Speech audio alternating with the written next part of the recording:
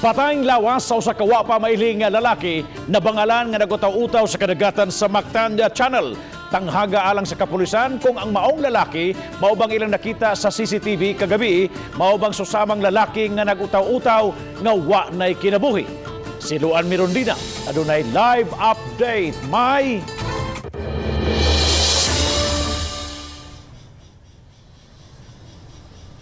Yes, Bob, sa pagkakaroon, gipalaw man pa sa kapulisan ang ilang investigasyon sa posibleng hinungdan sa kamatayon sa lalaking nabangalan nga nag-utaw-utaw na sa kadagatan sa Mactan. Sa pagkakaroon, Bob, ang bugto nga klaro pa lang sa kapulisan mao nga managlahi ang gisulob nga sinina sa lalaking nakita ang milayat gikan sa First Mactan Mandawi Bridge ug sa lalaking nabangalan nga patay na nga nag-utaw-utaw sa kadagatan.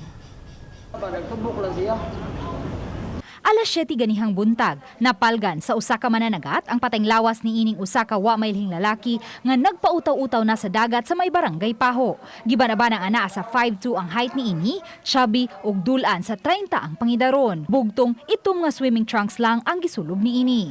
Murag bago man kay pagbira niya wala pa man naon sa ang mga panit nga as indication nga dugay na nahitabo. So murag bago pa.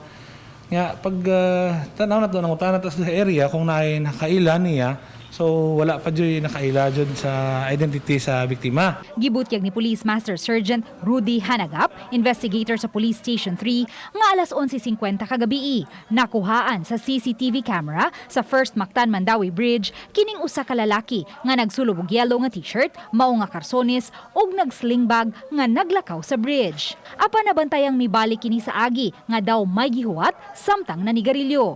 Ang lalaki nga daw nagliraw-liraw, daw nakamatikod sa CCTV, busa dali niyang gisaka ang iyang face mask ug mitalikod balik sa agi. Pipila ka minutos dihang nalayo na siya sa camera, kalit lang nitikang ang lalaki sa railings ug wa na makita sa camera.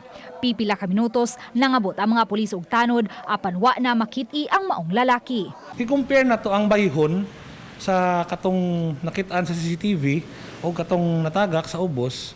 Murag maumao kay ang buhok nila o ang katason kung i-compare lang yun na to visually, murag pariharad yun sila. Pero ang kinalahi lang, sa footage nga nakuha sa atong nerve center, doon na pa siya sinina. Atong bangkay sa ubos, murag naka swimming shorts na nga, murag naligo ba?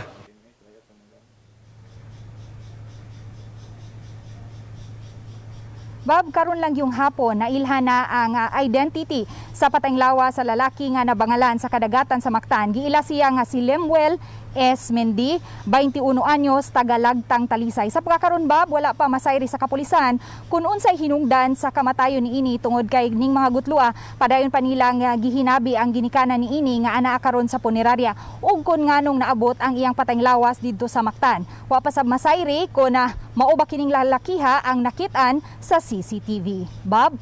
daghang salamat Luan Mirondina sa imong live report.